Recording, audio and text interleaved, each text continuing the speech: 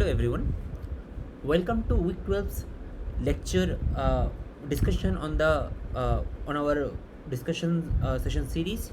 This will be the last discussion session before your exam.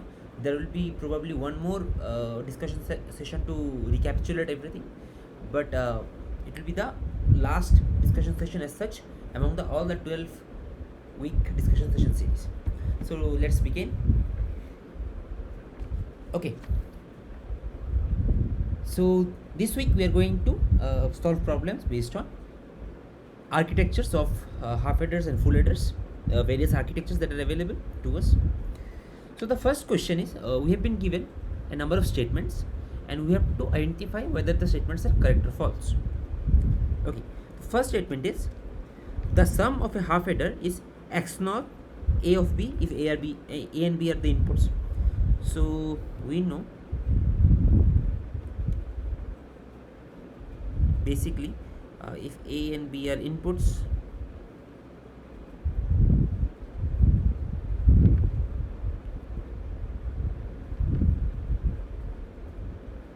so how does it look? It looks something like this, right?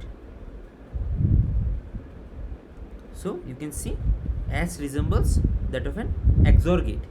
So S should be A XOR B, correct? So the statement that sum of a half header is x NOR is false. The first statement would be false. Okay, because you can see the sum resembles that of an XOR gate, XOR gate. Okay. Now, the second statement is the image shows the circuit of a full header built from a half header. So you can see if it is a half header, then it is AB, it is A XOR B, it is correct. This would be A XOR B XOR C, which is also correct. This would be A XOR B into C in, something like that. So if we do this with AND operation, we will get A XOR B to A B C in, which is not the correct answer. Okay, so we know what should be the output. The output should be, it should be AB plus BC plus CA, right? So in order to achieve that, we should not use AND gate, rather we should use what? We should use an OR gate here. So if it was an OR gate instead of the AND gate, then it would have been true, correct? But as AND gate has been represented, so it is false. It is wrong. Okay, it is false, correct? Any confusion? No. Okay, so let's move forward. The third statement is the carry output of a full header can be designed as a majority gate. Okay, let us see. Basically the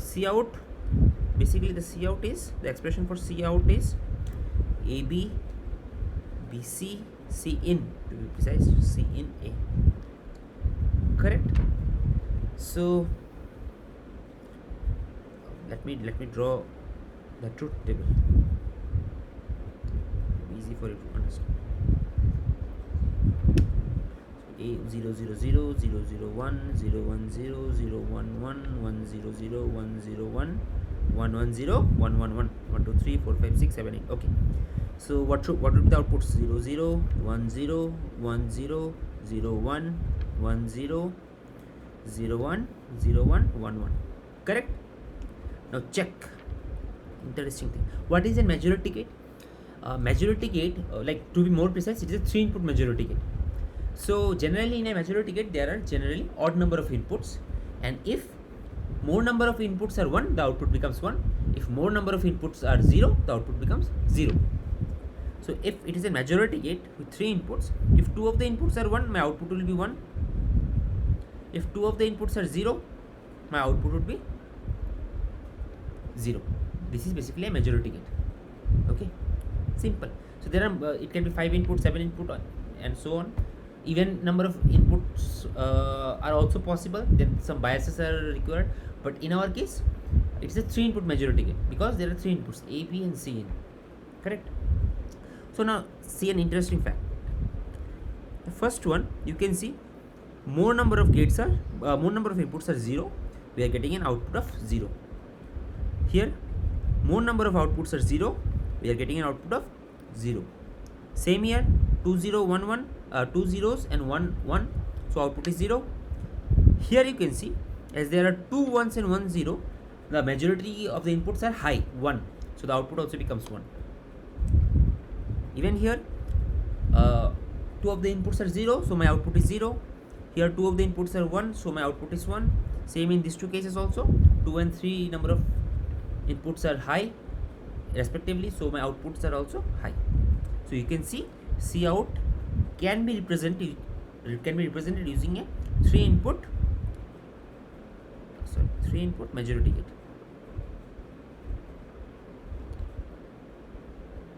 And the expression is, if you solve the truth table, you will get it AB plus BC in plus C in A. So the statement that the carry output of a full adder can be designed as a majority gate is true. Any confusion, anyone in this?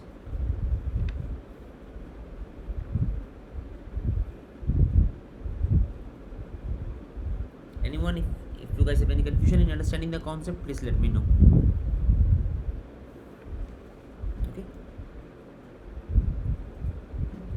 Okay, fine. So statement number 4 is, it is not possible to build a full adder using half adders. So they are saying it is not possible to build a full adder using half adder, but I have already shown in this circuit, if I have used as OR gate instead of the AND gate, I would have got a full adder circuit using 2 half adder circuits and 1 OR gate. So even this statement is false. So the correct sequence is false, false, true, false. This is the correct sequence. Clear? Okay, so we can move forward.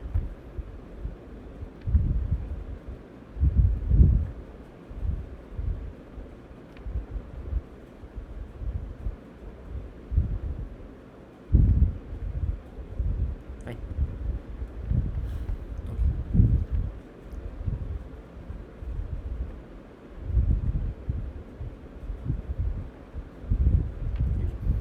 So the second question is, we are again given 4 statements and we have to identify whether the statements are true or false. Okay. So the first statement is, for a ripple carry adder, Ci-1 equals to generate signal I-1, block generate I-1 till 0. Okay, let us look at it.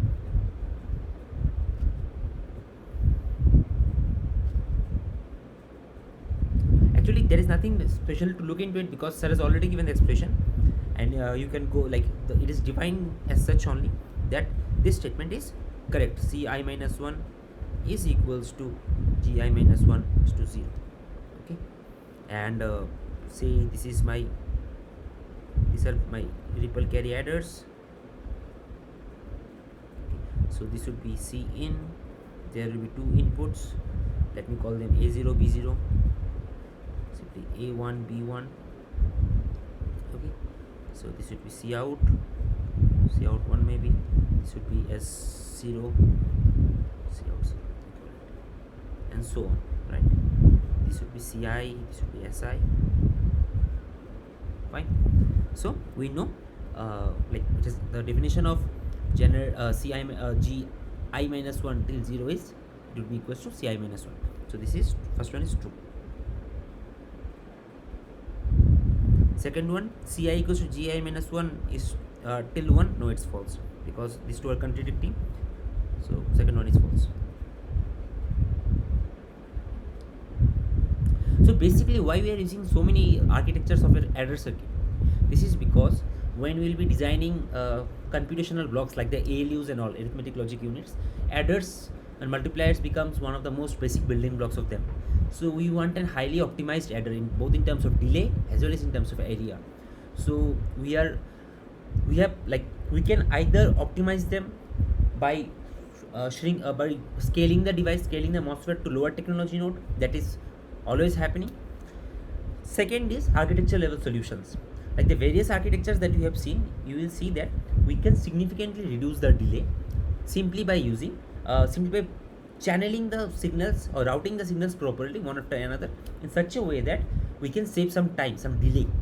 Okay, so architecture level solutions are crucial in ensuring optimized adders and multipliers. Okay.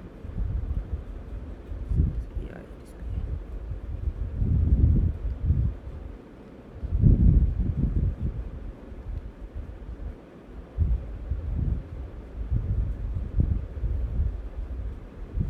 okay, fine.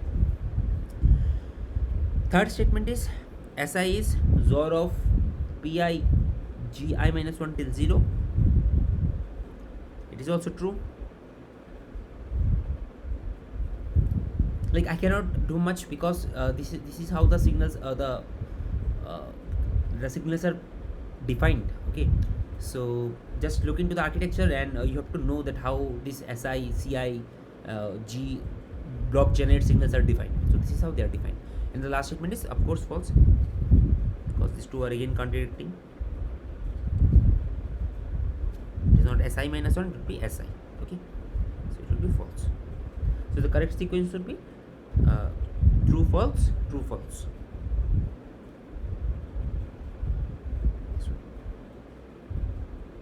Okay.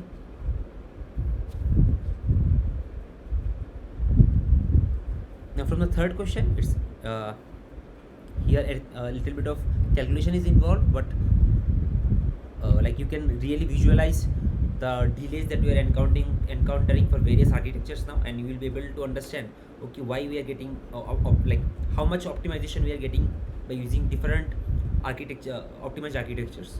Okay, first is of a ripple carry adder. Okay, so ripple carry adder is the most primitive one and the slowest one because we have to wait for the carry input of the carry output of the previous state to compute the next stage. Okay, so let us look into it.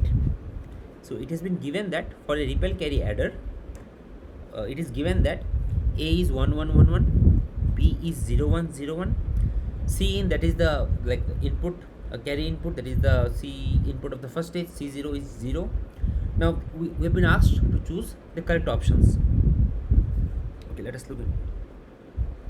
So A is given as 1 1 1 1, B is given as 0 1 0 1. So the sum would be, you can directly perform sum here. 1 1 would be how much? This 2, so 1 0 0, carry 1, so 1 1 0, carry 1, 1 1 0, and 1 1, carry 1 0 1. So this 4 would be my sum bits and this one would be my carry out, the C4 bit. Is it clear how I have got it? It's basic addition, like binary addition. 1 plus 1 is how much? 2. So how we are writing 2 in binary? We are writing 2 as 1 0, right? So I will be writing 0 here, and that 1 1, the other one would be carried forward. This is what I have done here. 1 1 is 0, 1 0, this is 0, and 1 is carried forward. So 1 1 again becomes 2, 1 0, 0 is here, 1 is again carried forward. So 1 is again carried forward here. So 1 1 is 2 plus 1 is 3, that is 1 1. So 1 will be written here, 1 will be carried forward to here. 1 1 will be 2, so 0 is written here, 1 is again carried forward here. This one is this one, this one. So that is how I am getting 1 0 1 0 0. Okay, this is C4 and these are the sum bits. And if any of you have done any courses on microprocessor and all, then you might have encountered such cases, this C4 case. Say I am trying to add two 16-bit numbers, or say two 4-bit numbers. Okay, see I am having a 4-bit processor. So when I add two 4-bit numbers, it might be possible that my result is 5-bit number. Like in this case, I am adding two 4-bit numbers, but I am getting a result in 5-bit form. But my processor won't be able to process a 5-bit data, right? Because it is a 4-bit processor. Like if I design a 4-bit processor, then what happens? There is something called as an overload in processor. So the overload flag becomes high. It says that the calculation you are doing is wrong because it has already like it has gone to the overflow condition. It cannot be contained in the allowable technology, like allowable bits, and it has exceeded the bits, and it's called an overflow condition. And this bit, this carry out bit, is generally the C4 bit. Carry out bit would be used as the overflow bit. Overflow, it is also called a flag, overflow flag. Okay, so this concept is also utilized there. Okay, so first of all, the first statement, that S is 0 0 1 0 0 is true. C4 is 1 is also true, as can be seen from here. C4 is 1. Now let us try to find the generate and propagate signals. Okay, we know what my propagate signal would be: AI XOR BI, right? And generate signal would be simply AI BI. So what would be my propagate? 1. 1 XOR 1 is 0. Second case, 1 XOR 0 is 1. Third case, 1 XOR 1 is 0. Fourth case, 1 XOR 0 is 1. Similarly, 1 and B is 1 and 1 is 1, G1. 1 and 0 is 0. 1 and 1 is G3 is 1, and G4 is 1 and 0 is 0. Therefore, G3 equals to 1 is true. And the fourth statement, the final statement, is propagate 3, that is P3 is 1. You can see P3 is actually 0, so it is false. So the correct sequence is true, true, true, false.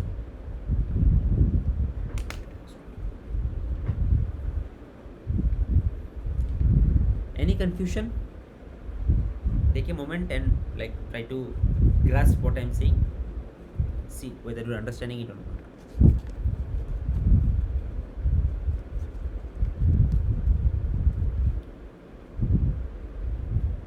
If I am going a little bit fast, just stop me. I'll re-explain it to you. Okay.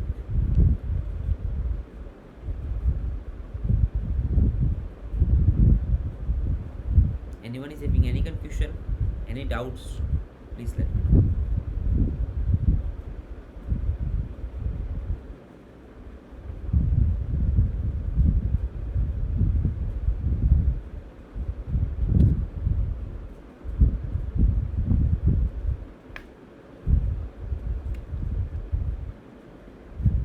Okay, if everything is fine, we can move forward. Okay.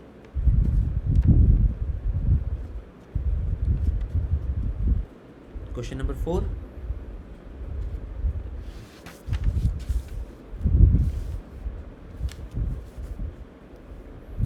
So it is given that for a 16-bit carry skip adder with 4 groups consisting of 4 bits each, find the critical path delay if bitwise PG delay is 10 picosecond, 2-bit XOR delay is 20 picosecond, 2-bit mux delay is 40 picosecond, and 2-bit AND or operation delay is 40 picosecond.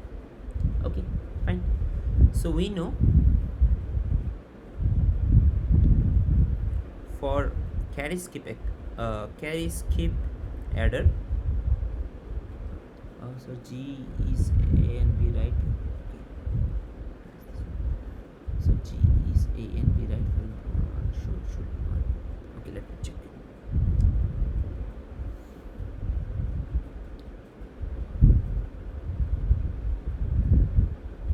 G is A and B. Okay, it should be yes. So it should be for input 1 1. It should be 1. Yes, you can see here. You can see here. Clear it. The first condition, you can see G1, 1 and 1 is 1. Second condition, 1 and 0 is 0.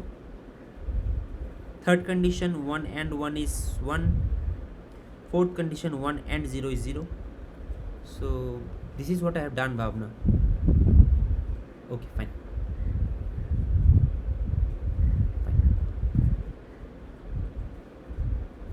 Okay, so you must be thinking that I understood that A1 and A1 and A4 you have reversed it. That's why you are having this confusion. No, like what I am doing, I am taking this one is A1, A2, A3, A4. Okay, this was A1 to A4. This is my LSB and this is my MSB. Okay.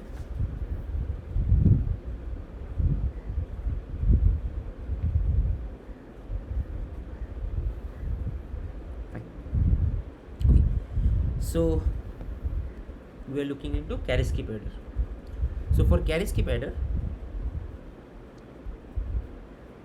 we know the delay.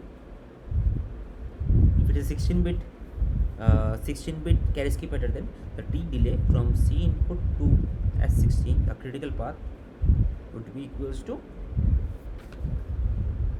T for propagate generate, the worst case delay for propagating generate, plus T of a single XOR operation, plus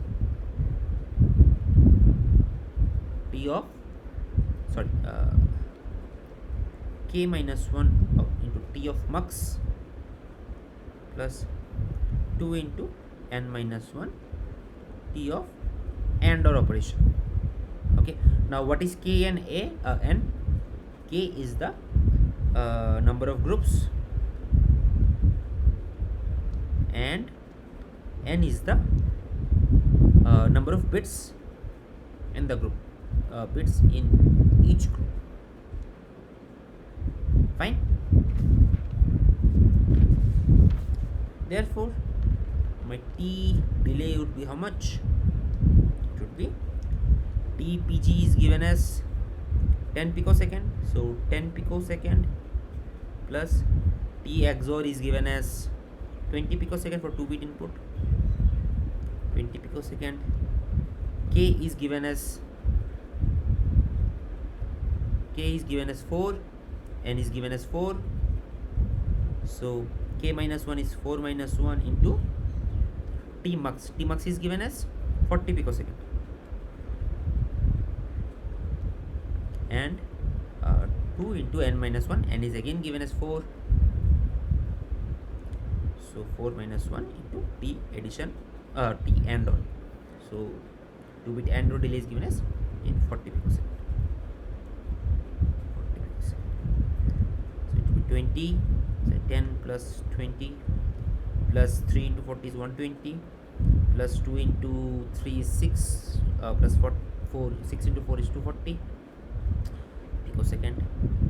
So 10 20 is 30, 150, 390 picosecond. Okay, so the delay for carry skip adder would be 390 picosecond. Clear? Any confusion?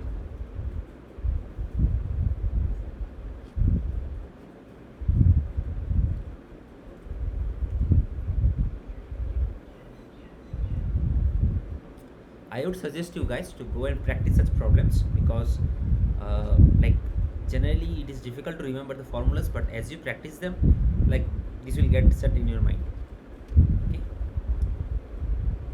And in architecture, it is more important to understand the concept than just remembering the formulas.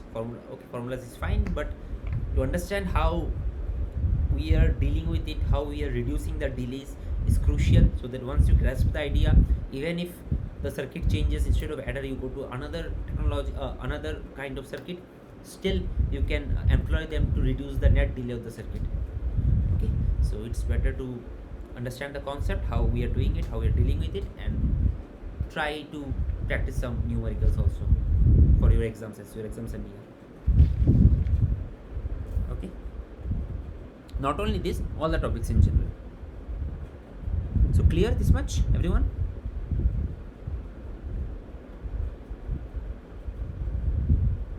Just take a moment and look into it, whether you are understanding it or not. So what's the question?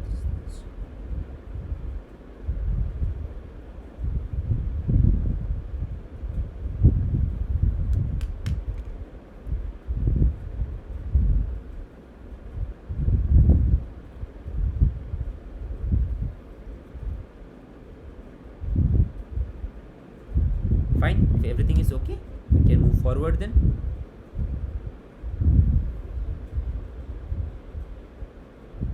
Question number 5. Next question. Okay. So again, we have been asked to choose some of the statements, whether they are correct or wrong, true or false. So the first statement is a carry look ahead adder shortens the circuit path by computing group propagating signals. Yes, that is correct. That is basically what is the idea, that uh, we'll be calculating the group propagating signal, and if it matches certain criteria, then we can directly shorten the critical path and compute the forward stages while computing the initial stages at once. Okay, if certain conditions are met. So the first statement is true. The second statement, it has the same expression as ripple carry adder.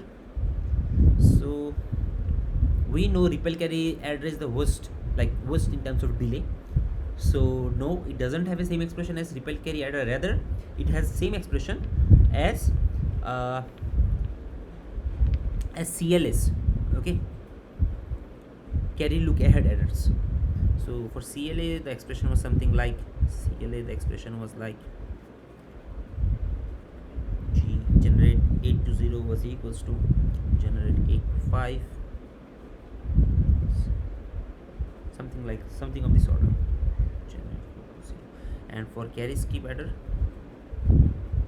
so sorry, for carry look ahead adder it was this, and for carry look ahead adder also resembles that of an carry skip adder.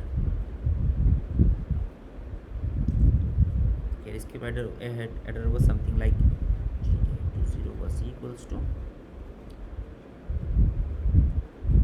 5 plus.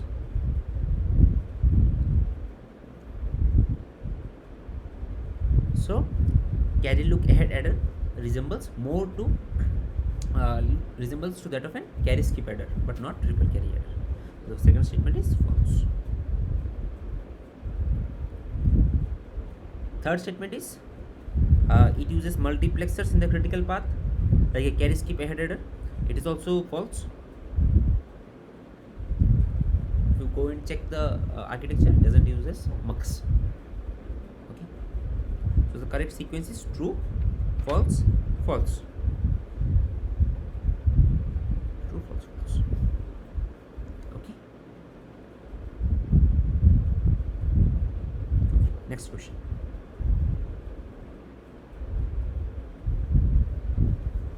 So the next question is, we have been given a 16-bit carry increment adder which consists of 4 groups, that is k equals to 4, of 4 bit each. So n is like 4 groups are there, each group contains 4 bit, each group performs 4 bit addition inside it. So k is 4, and as 4 bits are present in each group, so n is also 4. Find the critical path delay if all the conditions are given. So k is 4, n is also 4. Now we know for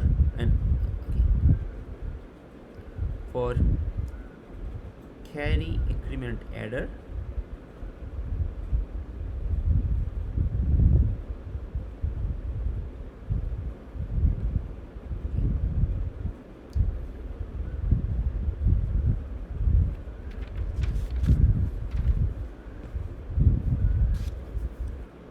the delay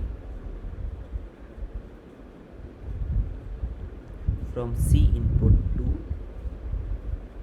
S16, which is the critical path, will be equals to T Propagate-generate plus N into T AND OR operation plus K minus 1 into delay of mux plus of the delay of a single XOR operation. Correct? So TPG is how much? TPG is 10 picosecond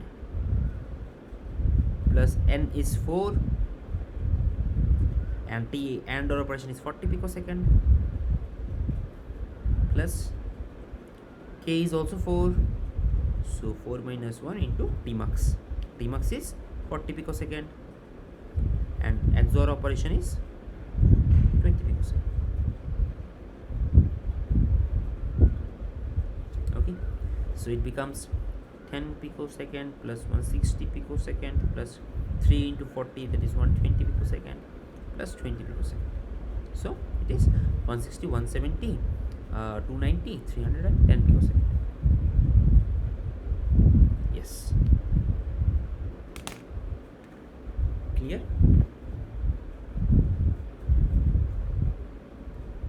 Okay. So you can see how the delay is changing.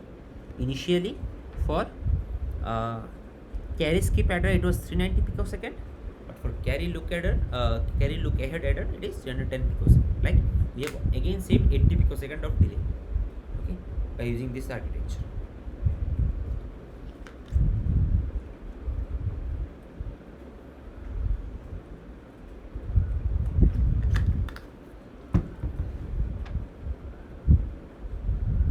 Okay, clear? Fine. You can take a moment to go through it again. If any confusion is there, you can let me know. Because all the questions are numerical based only and they are just simple. You will be just putting the formulas and putting the values and you'll be getting the results. So it will not take much time. So take your time and go through it. If any confusion is there at any stage, please let me know.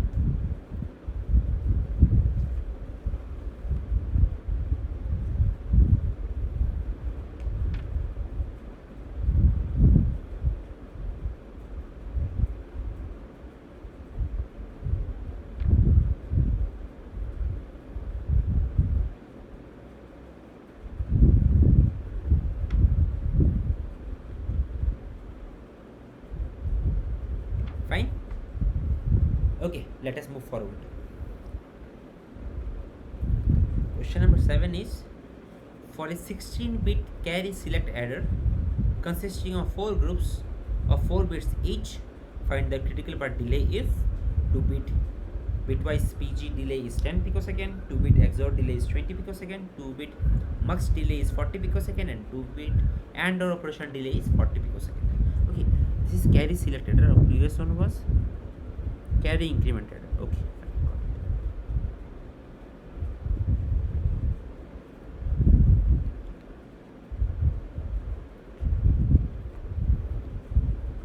fine. So again we know for a carry select adder, what is the delay? T delay, the critical path which is from C input to S16 for carry select adder, it is how much? It is T propagate generate plus N into T AND OR operation plus K minus 2 into T AND OR operation plus T of mux. Correct? So TPG is 10 picosecond. N is again, and you can see N is 4, K is also 4. So N is 4 into TAO and or delay is 40 picosecond.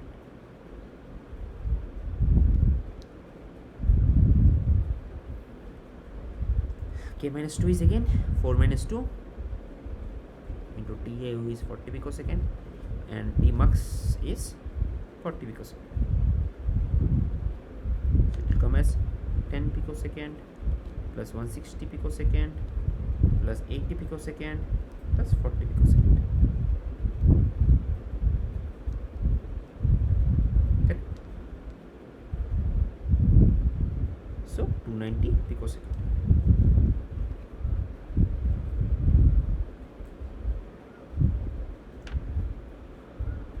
See, using carry select adder we can even further improve the delay. Right? Now we are only getting 290 picosecond compared to 310 in case of carry increment adder and 390 in case of carry skip error. Okay, and in the last we will see that the delay that we would have got for repel carry error, the worst case one. Okay, fine. uh, Go through it once again, ensure that you are understanding it. Though it is very straightforward, you just need to use the formulas and nothing else, put the values and you will get the result.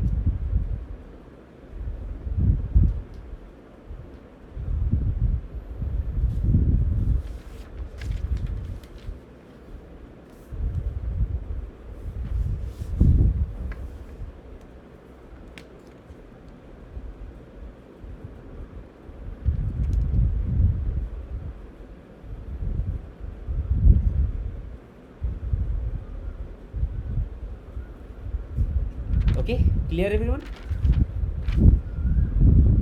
So let me move forward to the next question, question number 8. Okay, again we have been asked to identify the correct options. Okay, okay, so here they have asked us about compressors, 5 is to 4 is to 2, 3 is to 2 and 5 is to 2 compressors. So let me quickly recapitulate what are the different compressors look like. So basically a 2 is to 2 compressor, is nothing but a half adder, right?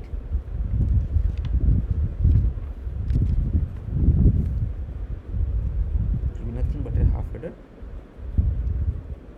There will be 2 inputs and 2 outputs. If A1 and A2 are the inputs, the sum and carry A1 plus A2 be equals to sum plus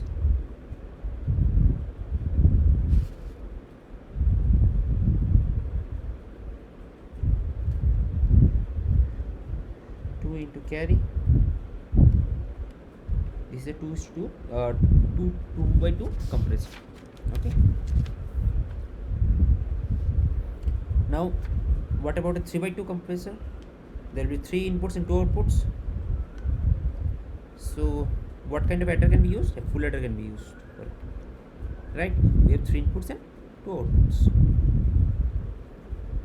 so it will be something like this.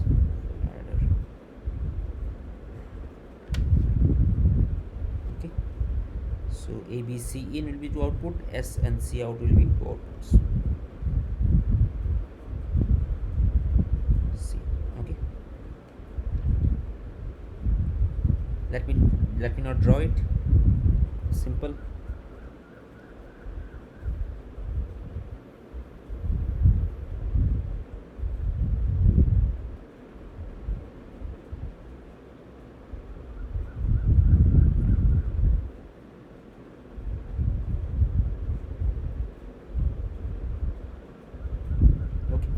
So now a 4 is to 2 compressor.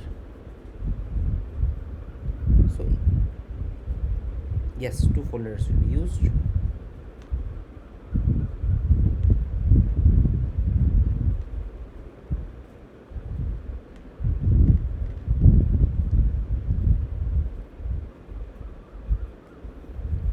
So basically what I will be doing, basically something like this, a circuit which will have 4 inputs, say x1, x2, x3, x4, C will be there, and there will be 2 outputs, right? Carry and sum. See out there. Okay, so how I can implement 4 inputs? Simply I can use 2 full adders as it has been rightly mentioned by you guys. So 1 full adder here,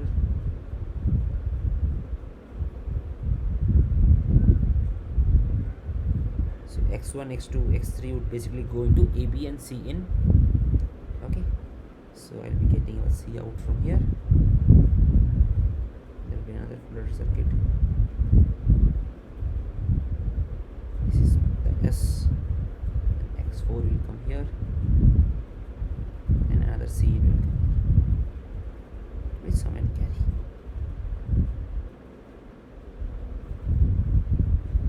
Correct? And here expression is x1 plus x2 plus x3 plus x4.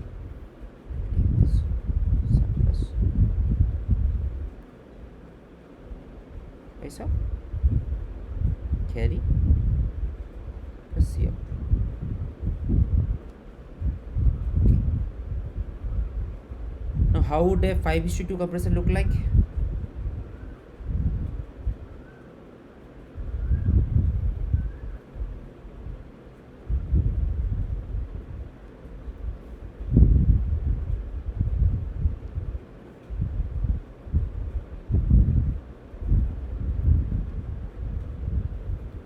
So it would basically 3 full ladder circuits. Okay, so let me quickly draw it. First full ladder, 3 inputs as is allowed in a full ladder: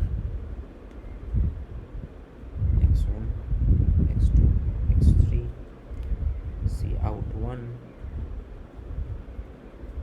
There will be S1, second full ladder circuit. Okay, second one is the C in 1, x4. Again we'll have 2 outputs, C output 2 and S2.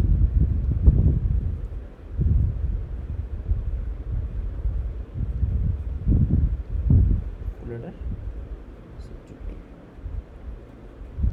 x5 and C in 2, maybe somewhere C in 2. Okay, so sum and carry. Okay, so 3 full ladders are used here. Okay, now let us look into what are the statements that have been given to us. The first statement is a 4/2 compressor is nothing but a full adder realized using 2 half adders. So you can see a 4/2 compressor is nothing but a full adder realized using 2 half adders. No, it is 2 full adders. So this statement is wrong. It is not 2 half adders, it is 2 full adders are used to realize a 4:2 compressor. So it is false. Okay, false. Second statement is the expression for a 4/2 compressor is x1 plus x2 plus x3 plus x4 plus C in is sum plus 2 into carry plus C out. Yes, you can see here I missed one thing. C in will be there. So you can see the expression is correct. For a 4:2 compressor, the expression is sum plus 2 into carry out plus C out, carry plus C out. So it is true. The third statement is a 3/2 compressor is a full adder. So you can see a 3/2 compressor is a full adder. Basically, a full adder circuit can be used to design it to represent a 3/2 compressor. So the third statement is also true. The final statement, fourth statement, is a 5/2 compressor requires 3/2 compressors. Now a 5/2 compressor requires 3 full adders, right? And from the statement 3 it can be seen full adders are nothing but a 3/2 compressor. So the statement that a 5/2 compressor requires 3/2 compressors is true, because that requires 3 full adders, and full adders are nothing but 3/2 compressors. So the fourth statement is also true. So sequence would be false, true, true, true. This is the correct sequence.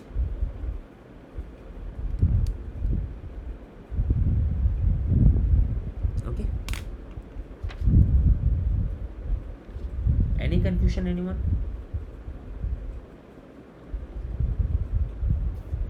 Yes.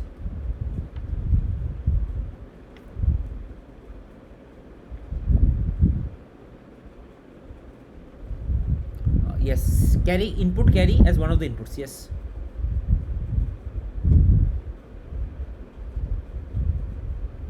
No, here also we are taking it. See, here what I have. How?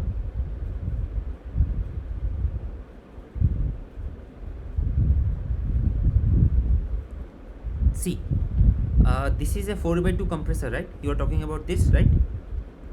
See, here there are we are using two full adder circuits. One full adder has how many inputs? Three inputs. Let us consider this is my first input A, this is my second input B, this is my third input C. C in. Correct? In the second full adder also there are three inputs. Say this is my A, this is my B, and this is my C in. So basically we are getting like we are reducing these five inputs into two three inputs, right?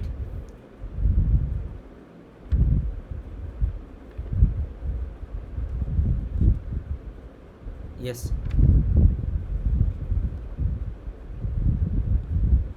See, I understand your concept that your question that C in is also an input, C out is also an output. Why we are not considering it, right? But if you remember the table, like this kind of table was given, right? The partial product table. What we are trying to do, we are trying to reduce these things, the partial products we are trying to reduce, but there were still carry in and carry out was present, sum was present, right? This was my sum term, these were my C in terms, these were my C out terms. Correct? What we are trying to do with the compressor, we are trying to reduce the partial products. Correct? So by this four inputs, the four inputs and the two outputs, we are basically trying to reduce this four partial products into two partial products. Okay, these four are the input partial products and these two are the output partial products, these two. And this C in is nothing but the C in that is coming from the previous row, previous column, and this C out is nothing but the C out that it is giving to the next row of partial products. Clear?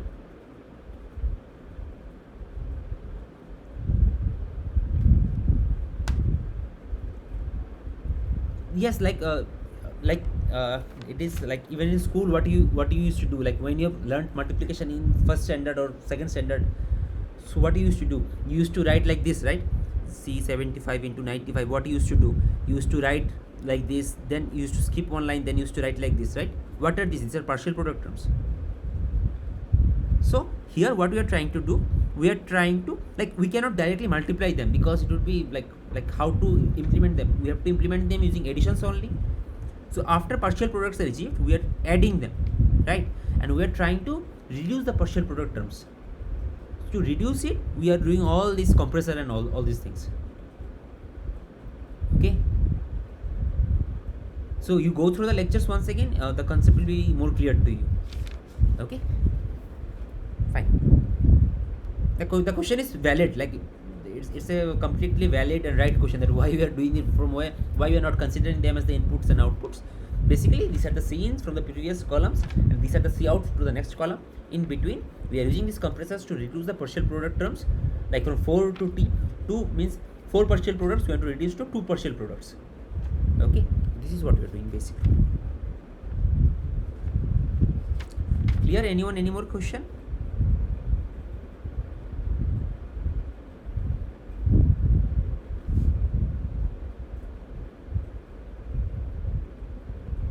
Okay, if no more question, we can move forward to the next question. Again choose the correct statements, correct options. So the first statement is, to approximate the half adder, the XOR operation in the sum can be replaced with OR gate. Okay, so we know this, right? Basically what is sum? Sum is an XOR operation. So if A, B are the inputs, XOR and OR.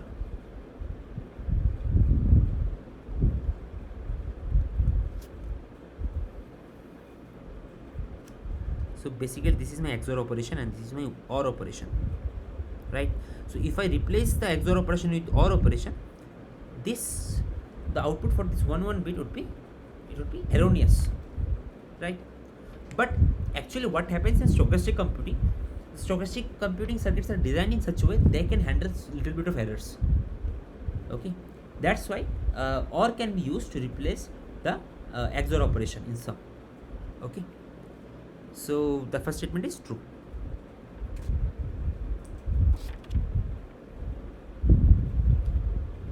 The second statement is the expression of for a 5, yes, it is true.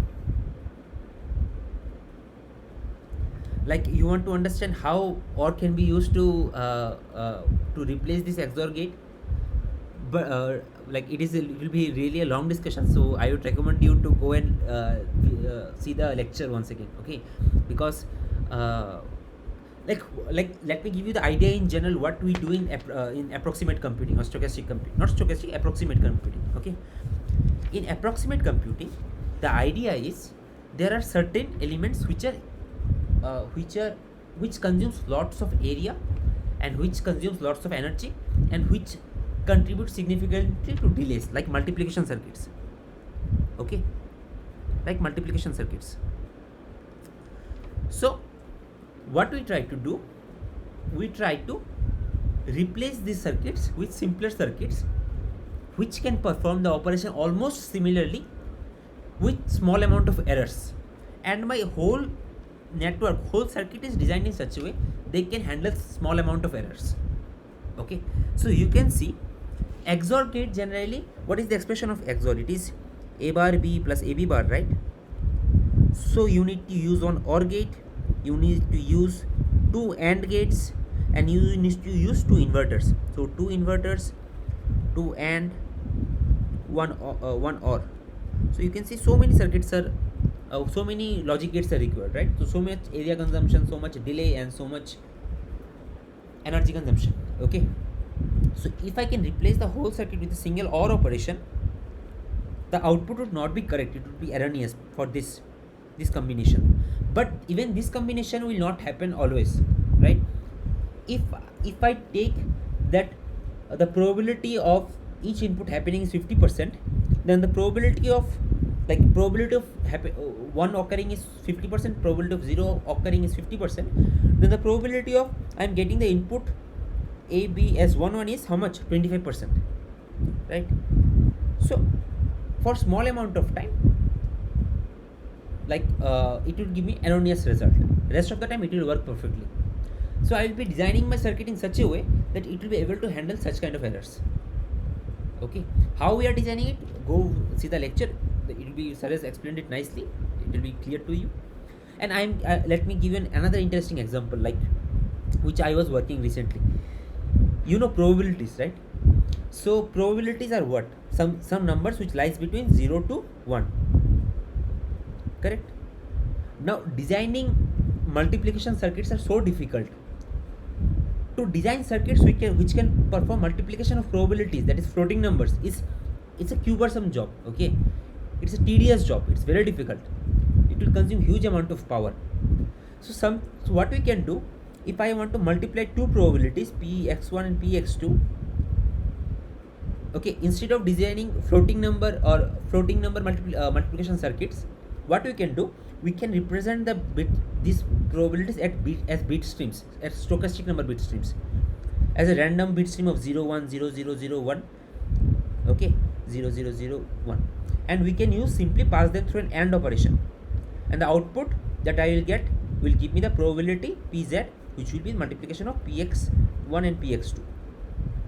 Now this would seem absurd to you, but this is a whole research field in itself, and I'm doing my PhD especially in this field, stochastic computing. Okay, this is all part of approximate computing. So it's really a new kind, like it's not new, the concept is very old, but recently it has gained a lot of attention due to emergence of non-volatile memories and all, emerging non-volatile memories and all. Okay, so even circuits it has been used in signal processing a lot, like sir has also shown you in one of the videos, I've seen it. But like it is finding more and more uses as the days are going on. Okay, So this is what is approximate computing. It doesn't mean that the probability will be exactly what it should be, but the probability, if the result was say, if it is zero point 0.1 and it is 0.5, if the result should have been 0.05, I might get a result of 0.07 instead of 0.5. But 0.07 is itself like good enough approximation of 0.05. Okay, this is what I'm trying to mean. So this is how approximate computing generally works. So we get some kind of error, but we try to ensure that we try to we can deal with small amount of errors. This is what is like the name itself suggests, it is approximate, it is not exact, it is approximate. Okay, so I would request you to go and look into to go through the lectures once again. The concept is new for you guys, it will be difficult to understand that, to digest it, but go through it twice or thrice, you will be understanding it, what is happening. Clear? Okay, fine. Okay, where was I? Okay, the first statement we have seen, it is true. The second statement is the expression for a 5:2 compressor is x1 plus x2 plus x3 plus x4 plus x5 plus c in 1 plus c in 2 equals to sum plus 2 of carry plus c out 1 plus c out 2. Okay, for 5:2 compressor. This is a 5:2 compressor. I have not written the expression here. Here the expression is yes, this is the expression.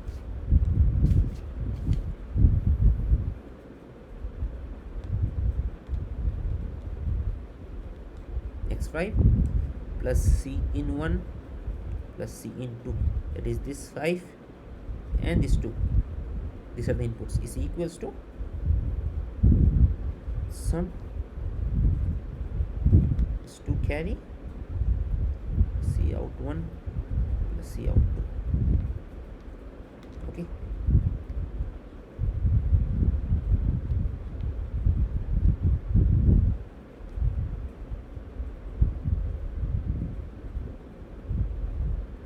fine. So the second statement is true.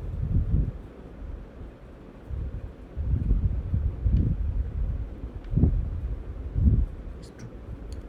Sorry, second statement is true. And the third statement is the expression of a 2:1 compressor is a1 plus a2 equals to sum plus 2 into carry. You can see here a1 plus a2 equals to sum plus 2 into carry.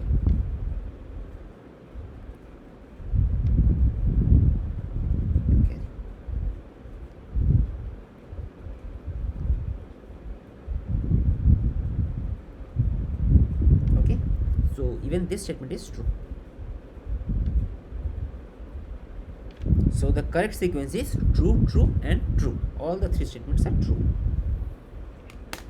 Okay, this compressor and this concepts are more on the research level. So those who are working in these domains, these things are more relevant to them. Okay, so like you can see, most of them has been taken from some recent papers. So these problems becomes more relevant to you, more interest to you once you start working in these domains. Okay, and it is a good sign, because any good course, at the end of the discussion, it is desirable to discuss some of the recent works that has been going on in this domain, and sir has done it. He has introduced some of the recent papers in this domain, and so that you can understand what kind of works are going on in the architecture level recently. Okay, and you can see sir has discussed one of the one of his papers, that the idea that his group came up with. So you can understand what kind of research is going on nowadays. Okay, and you understand the concept, so you can see like you are in the level that if you want, you can start your research from this point onwards. Okay, you can contribute in this domain, in this field, and like you can come up with your own architectures. You can check it with like designing in Virtuoso or some other spy simulator, maybe Spectre or something, and you can make the layout also. You can publish some good works in it, because these things are like really architecture is really a nice domain to work on, to do research on. Okay, so fine. So moving on.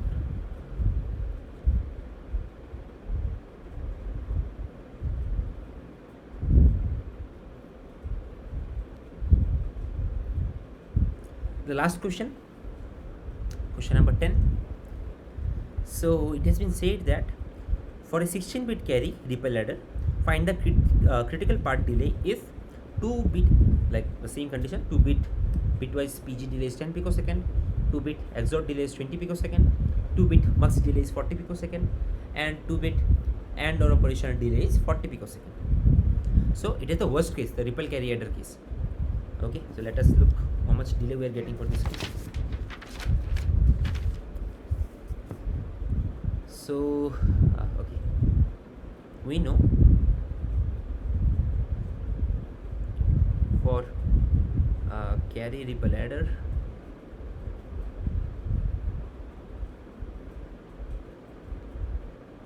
the T delay, the critical time, the critical delay, okay, would be how much? T for propagate generate plus n minus 1 into T2 input and or delay plus T of 2 input XOR. T of 2 input XOR. Okay. So you can see here it is directly varying with number of stages, right? Number of bits, and is given as 16. So if I am using 128 bit, it would be 128 minus 1, that is 127 multiplied by 127. So you can see it will take the most amount of T. So how much it will come? TPG is 10 picosecond, n minus 1 is 16 minus 1 into 2 input AND OR operation, 40 picosecond plus 2 input XOR is how much? 20 picosecond. So the net delay is coming as 10 picosecond plus 15 into 4 is 600. You can see the largest chunk of delay is contributed by this propagation, like propagating the carry from one stage to another, and the next stage is waiting till the carry is coming from the previous stage. So this is the largest chunk of delay. So it is 630 picosecond. Now compare it with other cases. So let me write all of them one by one. So ripple carry is 630 picosecond.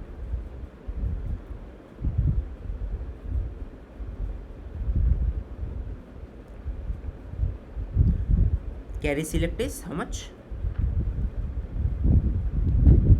290 picosecond.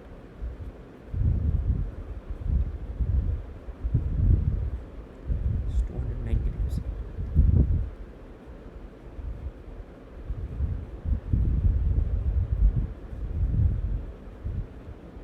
Carry increment is 310 picosecond.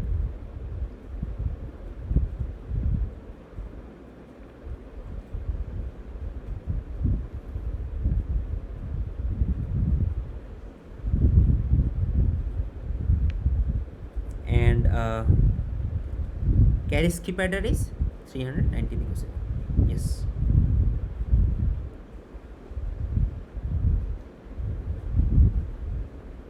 So these are the comparison of delays for different architectures of adders. Correct? So you can see we can almost reduce the delay by more than 50%. Even here the reduction is more than 50%. Even here there is a significant amount of reduction in delay compared to ripple carry case. But what is the trade-off? What we are losing here? We are losing area, right? Because you have to use muxes and other circuitries. We have to use generate and propagate signals. We have to use some dedicated XOR operations and AND operations. So we are losing in terms of area, but we are gaining significantly in terms of delay, right? So it will depend upon what we are targeting. Basically, we generally target delay only in high-end digital processors. So if you are targeting delay operation, like we want a very optimized delay, very fast system, then we can go with say one of the fastest, the carry select or carry increment. And if we want somewhat slower but still fast enough, we can go with carry skip adders also. Okay, it depends upon the application we are targeting. So it is clear. Okay. No. The total number of bits are 16 only. See, check it.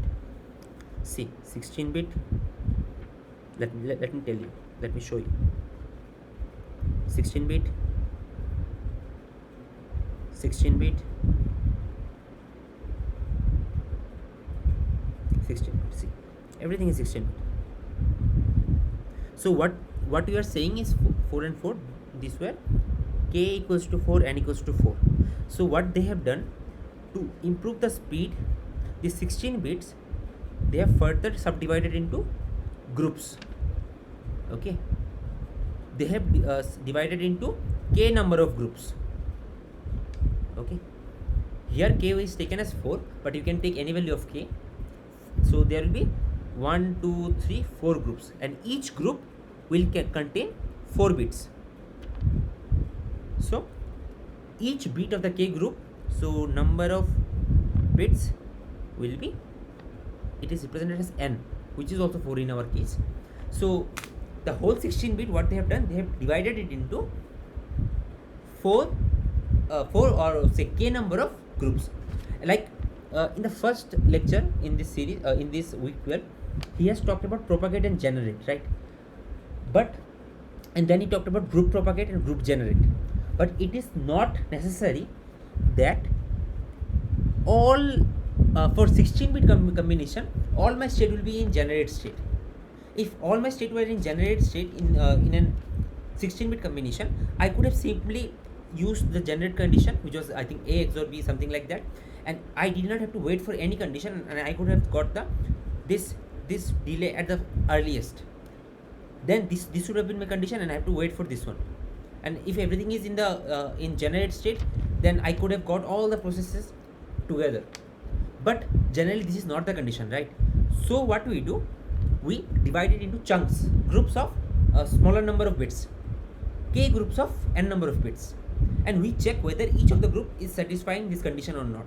This generate and propagate condition, they are group generate and group propagate, they are this generate and condition, propagate condition, they are satisfying it or not, and we are calling it group generate and group propagate.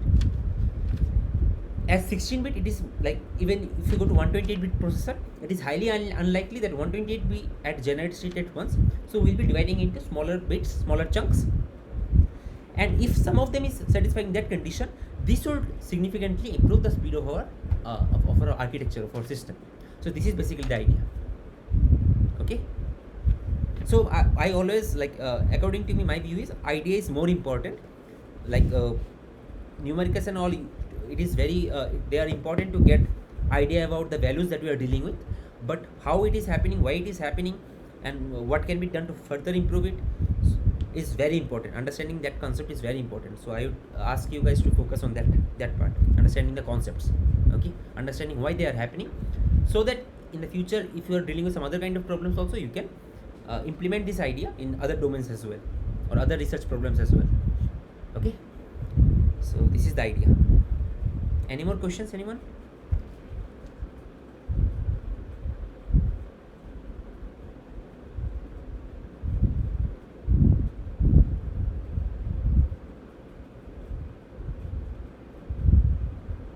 Okay, no questions.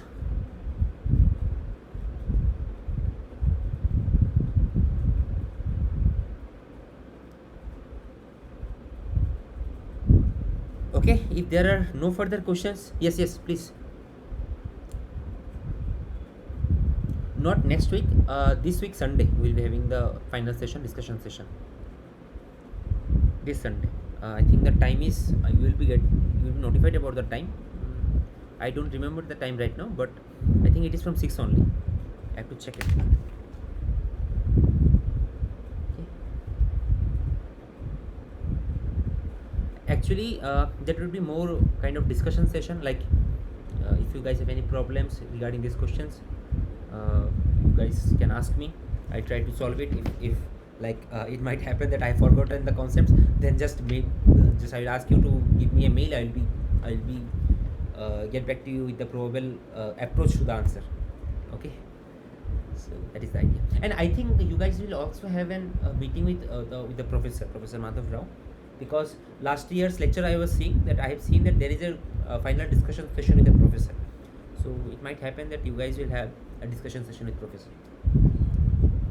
I'm not sure about that, but I think so. Okay. And I hope your preparations are good, everyone. So exams are very near now. Just practice the problems well. Try to have a good concept, good grasp on the concepts, and else other things. I hope it will be good only. Okay. So best of luck, everyone, for your exams. And if you have any confusion, please feel free to ping me in the mail. I will be trying to get back to you as soon as possible. Okay. Okay. Thank you, everyone. If there are no further questions, we can call it a day. We can end the session. Okay. Thank you. Thank you, everyone.